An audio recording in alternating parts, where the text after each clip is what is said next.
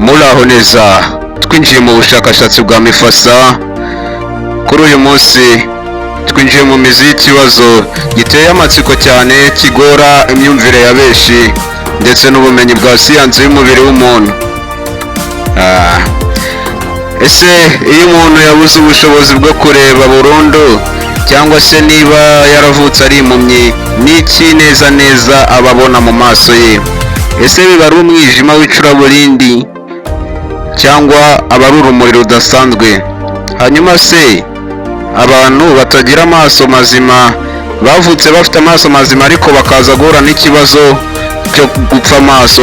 Urabona nyine nko kuriya umuntu akora impanuka akaba yagira ikibazo, amaso yakangirika akaba atakibasha kureba. Se bashobora gutandukanya urumuri n'umwijima iyo ijoro rigeze cyangwa iyo bukeye? Reka dusubize ibi bibazo twishyize mu mwanya w'ubushakashatsi bwa Mifasa. Ku bantu bafite amaso mazima abona, nibo bashobora kwiyumvisha ko kuba impumyi bimeze neza nko guhumiriza amaso nijoro.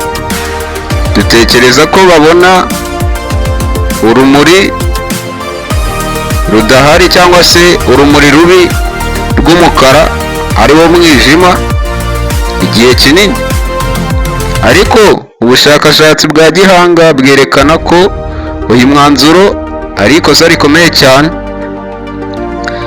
Ubushakashatsi bwa Mifasa bwerekanye ko ku muntu wavukanye ubumuga bwo kutabona burundu, igitekerezo n'ishusho y'umwijima ntabwo biba mu bwenge bwe, kubera ko ubwonko bwe buba butarigeze bwakira ayo makuru na rimwe, cyangwa ngo bubone urumuri cyangwa ngo rubone umwijima. Bivuze ngo mu bwonko bwe nta shusho y'umwijima ibibamo, nta shusho y'urumuri bibamo. Ntabwo bazi uko umwijima umera, nta nubwo bazi uko umucyo umera. Ugereranyije neza kugira ngo ubyumve, gerageza kureba ukoresheje ikiganza cyawe cyangwa urutugu rwawe. Ntabwo wabona ikintu na kimwe binyuze mu kiganza cyangwa mu rutugu.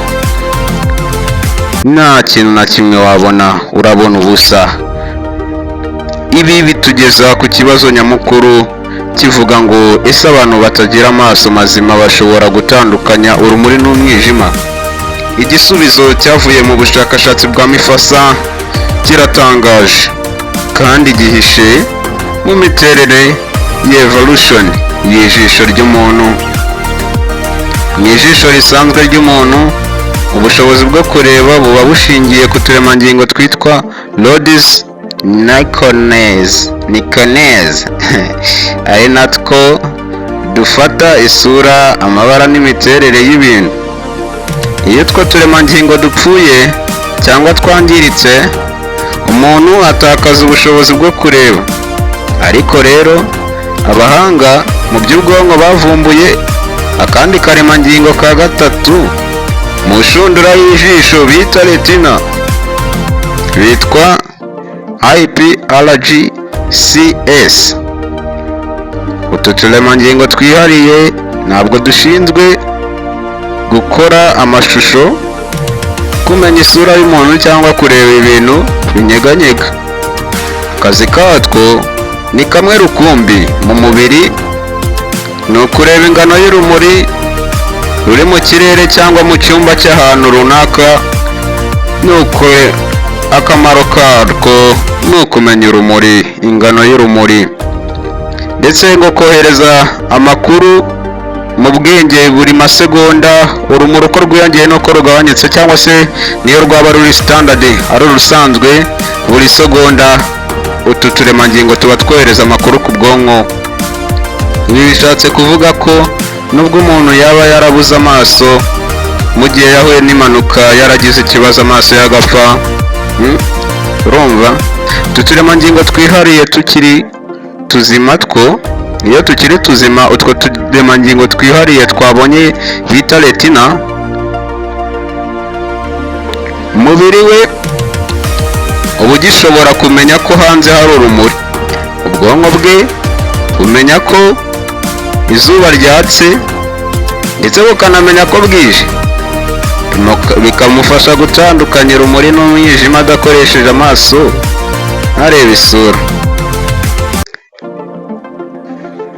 Mu buryo bwihorera, utu turemangingo dufite uruhare rukomeye mu kubaho k'umuntu. Amakuru y'urumuri twakiriye ahita yoherezwa ku isaha nkuru y'ubwonko, ku mikorere y'ubwonko. Hari igenga imikorere n'umuvuduko w'umubiri ku manywa cyangwa nijoro. Ibi nabyo bituma abantu benshi bafite ubumuga bwo kutabona bakomeza kugira gahunda ihamye yo kuryama no kubyuka neza. Ntacyo bikanga rwose, kuko ubwonko bwe buba burimo igihe cyo kuryama n'igihe cyo kubyuka.